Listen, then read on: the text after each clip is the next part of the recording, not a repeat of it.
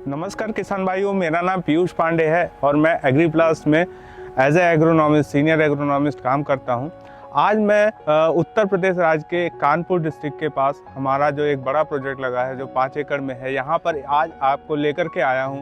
यहां पर हमने उत्तर प्रदेश में मेरे ख्याल से जो सबसे बड़ा NFT सिस्टम है वो यहाँ पर लगा रखा है। आज हम आपको उसके बारे में ज़्यादा जानकारी देंगे कि कैसे वो ऑपरेट होता है, क्या उसका फंक्शन है और क्या उसका सिस्टम है, कैसे हार्वेस्टिंग और सोइंग का प्रोसेस होता है, वो सारी जानकारी हम देने वाले हैं।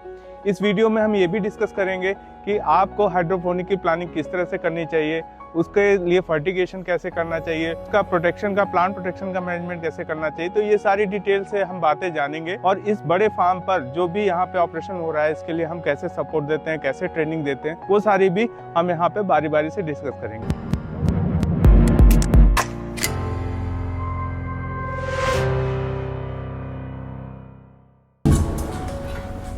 तो अभी हम आ गए हैं अपने इस प्रोजेक्ट में, जो यहाँ पर आप देख रहे हैं। आप देखिए, आपको इस फार्म पे एक अच्छा लुक दिख रहा है, एक अच्छा मतलब साफ सुथरा ब्यूटीफुल फार्म दिखेगा। यहाँ पर हमारे इस 2000 स्क्वायर मीटर में लगभग यहाँ पे 42 ग्रोइंग टेबल्स हैं। और ये जो आप ग्रोइंग के लिए जो एक स्टेज होती है एब एंड फ्लो सिस्टम, जिसमें नर्सरी तैयार करते हैं, प्लांट की स्टेजिंग करते हैं, ये सिस्टम है। ये सारी चीज़ें हम डिस्कस करने वाले हैं। तो बेसिक आज हम ये शुरुआत करना चाहते हैं कि एक हाइड्रोपोनिक फार्म क्या उसकी रिक्वायरमेंट है। आप जैसा कि देख रहे हैं कि ये कानपुर में है, जो कि दिल्ली से अराउंड करीब 300 किलोमीटर की दूरी पे है, 300 से 400 किलोमीटर की दूरी पे है। अब इस फार्म पे यहाँ पे सारा ग्रीन का जो मार्केट है, लीफी ग्रीन ग्रो होती है, इसका मेन टारगेट हमारा, क्योंकि ये बड़ा फार्म है और यहाँ से हमको ट्रांसपोर्ट करके दिल्ली NCR का मेन कंजम्पशन है। अब इस फार्म से वहाँ तक की जो दूरी है वो ओवरनाइट या 4 से 5 घंटे 6 घंटे में तय होती है। डायरेक्ट ये वहाँ पे सप्लाई जाती है। इसका एक सबसे बड़ा बेनिफिट ये हो रहा है कि जो हमारा दूसरे प्रोजेक्ट है जिसमें स्वैलेस में ग्रोइंग है, उसके साथ ही इसको कोलैबोरेट करके वो मार्केटिंग करते हैं। क्योंकि ये साइज़ भी इस तरह का है कि यहाँ से जो हमारा हार्वेस्टिंग निकलेगा वो एक ट्रकेबल लोड होगा, जिससे कि हम उसको ईजिली वहाँ पे ट्रांसपोर्ट कर सकें। तो इस तरह के फार्म पे जब हम काम करते हैं तो हमारा वायबिलिटी भी आता है और हमारा प्रॉफिट भी निकल के आता है। तो चलिए दोस्तों, अभी हम शुरू करते हैं अपने एक एक टेबल के बारे में, जिसमें हम आपको NFT के बारे में और विस्तार से जानकारी देंगे। तो अभी जो हम देख रहे हैं कि ये पौधा जो होता है, जो 40 से 45 दिन में तैयार होता है, इसको तैयार करने के लिए 3 स्टेजेस होती हैं। सबसे पहली स्टेज होती है जिसमें कि पौधे का सीड सोइंग करने के बाद उसका जर्मिनेशन का प्रोसेस आता है। तो जर्मिनेशन में करीब 7 दिन का टाइम लगता है और 7 दिन के बाद ये आप देख रहे हैं कि यहाँ सीड सोइंग किया हुआ पौधा धीरे धीरे अगर आप देखेंगे तो इसमें जर्मिनेशन स्टार्ट हो चुका है। यहाँ जर्मिनेशन स्टार्ट होने में जो 7 दिन का टाइम लगता है, उसके बाद जो ये प्रोसेस है इसमें स्टेजिंग का प्रोसेस होता है। स्टेजिंग का प्रोसेस वो प्रोसेस होता है जिसमें आप देखेंगे कि जैसे ये स्टेजिंग किया हुआ प्लांट है, इस स्टेजिंग किए हुए प्लांट में आप देखेंगे तो फाइन रूट्स बाहर निकल रही हैं। आप इसको अगर ज़रा ध्यान से देखें तो इसमें कुछ फाइन रूट्स जो है बाहर निकलती हुई दिखाई देंगी। ये रूट्स ही न्यूट्रिएंट और दूसरी चीज़ों का अपटेक करती हैं। यहाँ भी आप देखेंगे तो इसमें ये रूट्स निकलती हुई दिखाई दे रही हैं।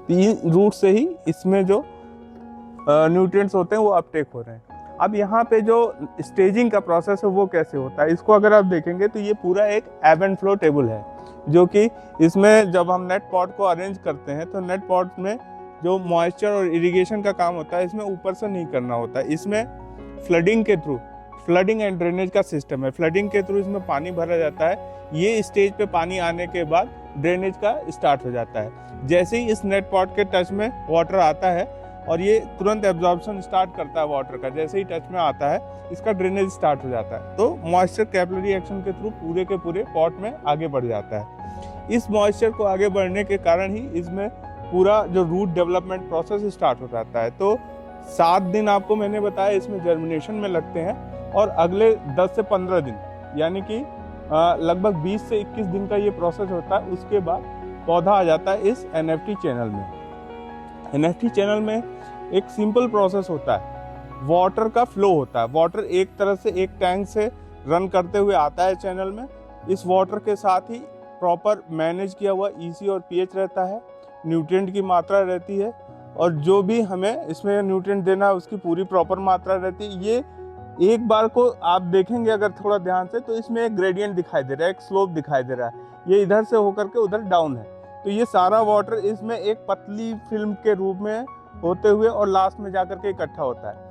ये फिल्म का जो प्रोसेस होता है ये डिपेंड करता है कि कितने साइकिल में चलाना है, दिन भर में कितनी बार चलाना है। ये प्लांट की ग्रोथ, जैसे ये प्लांट बड़े हैं, इनकी वाटर रिक्वायरमेंट ज़्यादा है, तो इनमें दिन में 4 से 5 साइकिल चलती है, इनमें 1 या 2 साइकिल चलती है, या डिपेंड करता है कि किस सीजन में इसको ग्रो कर रहे हैं। यहाँ अगर हम ये देखें कि इसका ग्रोइंग जो प्रोसेस है उसमें अगर 21 दिन उसमें लग रहे हैं, तो यहाँ पे अगले 20 दिन लग रहे हैं। कम से कम 40 से 45 दिन में एक फुल ग्रोन प्लांट हार्वेस्टिंग के लायक हो जाता है। तो जो इसकी प्लानिंग होती है वो इस तरह की होती है कि आपका वीकली सोइंग में हफ्ते में 4 बार सोइंग करते हैं 4 हफ्ते में, और उसको उसी हिसाब से अगर आज ये 1 हफ्ते की सोइंग है तो इसके पास हार्वेस्टिंग की 1 हफ्ते की विंडो है। आप उस 1 हफ्ते में इसमें आप हार्वेस्टिंग करते जाएंगे और साथ के साथ उसकी सोइंग करते जाएंगे। तो एक तरफ से टेबल खाली होती जाती है और एक तरफ से उसकी सोइंग होती जाती है। तो ये साइकिल निरंतर चलती रहती है। इस साइकिल में आपका एक जो भी आपकी रिक्वायरमेंट होती है, जिस लीफी की होती है, लेट्यूस हो गया, आइसबर्ग हो गया, पॉक चॉय हो गया, या आपका इंडियन लीफी ग्रीन्स में भी काफ़ी ज़्यादा स्कोप आ रहा है इस समय। तो इसका एक एडवांटेज ये है कि जब हाइड्रोपोनिकली ग्रोन जो प्लांट होते हैं उनका जो टेस्ट वाइज, उनका अपीयरेंस वाइज जो होता है, वो ओपन में ग्रो किए हुए प्लांट्स, जो सॉइल में ग्रो किए हुए प्लांट होते हैं उनसे काफ़ी ज़्यादा न्यूट्रिटिव वैल्यू हाई होता है। ये आप जैसा कि हम मार्केट में देख रहे हैं कि आने वाला जो टाइम है उसमें इसकी काफ़ी डिमांड बढ़ती जा रही है।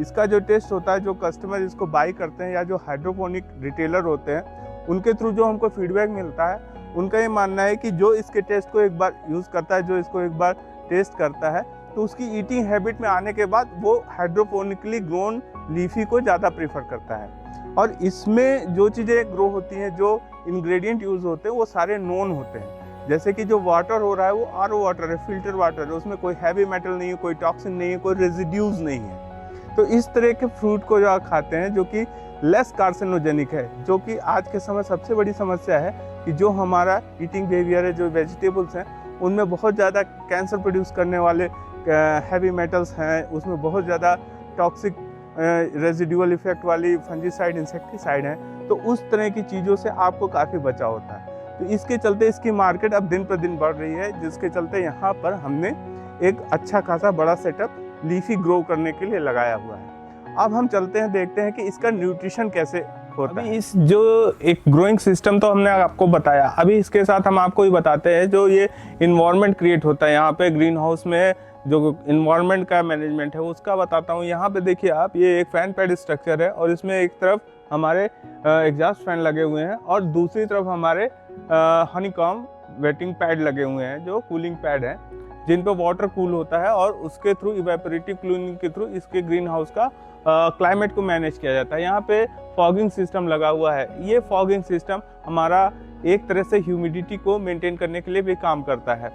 अभी इस सिस्टम को चलाने के लिए प्रॉपर पावर, इलेक्ट्रिसिटी और एक छोटा ऑटोमेशन की रिक्वायरमेंट होती है। जो हमारा आप पीछे देखेंगे तो इसमें ऑटोमेशन का एक ह्यूमिडिटी सेंसर लगा हुआ है, जो कि प्रॉपर पैनल को फीडबैक देता है और उसके according number of fan operate होते हैं। अगर ज़्यादा ह्यूमिडिटी हो रही है तो कूलिंग पैड पे पानी बंद हो जाता है, नंबर ऑफ फैन का टेम्परेचर बढ़ाना है तो वो कम हो जाते हैं। तो वो प्रॉपर जो हम सेटिंग डालते हैं अपने पैनल में, ऑटोमेशन में, वो इस तरीके से इसका ग्रीन हाउस मेंटेन करता है, ग्रीन हाउस का एनवायरनमेंट प्रॉपर्ली मेंटेन करता है। अभी हमारे पास एग्रीप्लास्ट का जो ये NFT चैनल है, इसके बारे में हम आपको विशेषता बताएं। इसमें देखिए एक चैनल है और दूसरा ये GI का स्टैंड है। इस GI के स्टैंड को भी आप देखें तो इसमें यहाँ पे नटबोल्ट सिस्टम से आप इसका एलिवेशन या इसका ग्रेडियंट घटा बढ़ा सकते हैं। इसमें स्लोप की जो ज़रूरत होती है वो हमेशा इसको इसी नटबोल्ट से एडजस्ट करके मिलता है। और अब आप ये अगर देखें थोड़ा ध्यान से, तो सभी का जो NFT चैनल होता है, जो फ्लैट होता है, उसमें हालांकि पानी की बचत होती है, लेकिन यहाँ पे जो दिया हुआ है एक स्पेशल इसमें नॉच दिया हुआ है। इसमें बॉटम जो है वो फ्लैट नहीं होकर के बीच में एक स्पेशल नॉच दिया है। तो यहाँ पर पानी की और ज़्यादा बचत हो जाती है, क्योंकि वाटर NFT का मतलब ही जैसा कि दिया हुआ है न्यूट्रिएंट फिल्म टेक्नोलॉजी। तो वाटर जो है वो कम से कम सरफेस एरिया को कवर करते हुए आगे बढ़ता है और ज़्यादा से ज़्यादा वाटर का फ्लो बनता है। बहुत कम वाटर इन चैनल्स में होल्ड होता है, जिससे कि उसका रिजल्ट अच्छा आता है, प्लांट को यूनिफॉर्म न्यूट्रिएंट की फीडिंग मिलती है। अब जो वाटर इसमें कलेक्ट होकर के एक तरफ से जाता है तो वो एक फ्री पाइप से होते हुए दूसरे तरफ इकट्ठा टैंक में होता है और वहाँ पे ECPH को प्रॉपर ऑटोमेशन के थ्रू मैनेज करके दोबारा से इन चैनल्स में सर्कुलेट किया जाता है। उसका वीडियो भी हम आपको आगे शेयर करते हैं। अब हम आ गए हैं अपने इस NFT जो सिस्टम है, ग्रीन हाउस है, उसका जो फर्टिगेशन और इरिगेशन का मैनेजमेंट होता है उसके कंट्रोल रूम की तरफ आ गए हैं।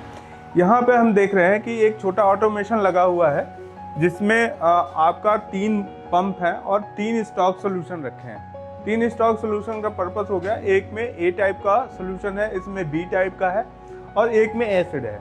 ये 3 एसिड और A और B ये तीनों इस पंप और ऑटोमेशन के थ्रू ऑपरेट होते हैं। यहाँ से तीनों का एक बराबर रेशियो में ले करके पंप सीधे सीधे यहाँ आप देखेंगे कि ये अंडरग्राउंड एक टैंक है और ये सारा इसका आउटलेट पंप का इस रास्ते सीधे टैंक के वाटर में डिजॉल्व हो रहा है। टैंक के अंदर आप इसमें देखेंगे तो इसमें वाटर ऑलरेडी इसमें है।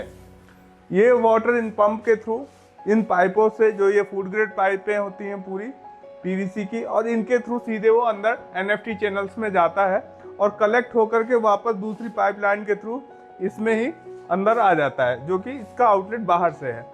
यहाँ पर मैं आपको बताना चाहूँगा जो ये A और पार्ट B जो आप इस पे देख रहे हैं लिखा हुआ भी है, इसमें कंपैटिबिलिटी के बेस पे, मतलब कौन कौन से फर्टिलाइजर एक साथ कंपैटिबल हैं उनको A में रखा गया, कौन कौन से फर्टिलाइजर एक दूसरे के साथ कंपैटिबल हैं उनको B में रखा गया, और एक एसिड जो डिजायर्ड डाइल्यूशन के साथ इसमें रखा गया है। वो 3 चीज़ों को आपस में मिलाना है।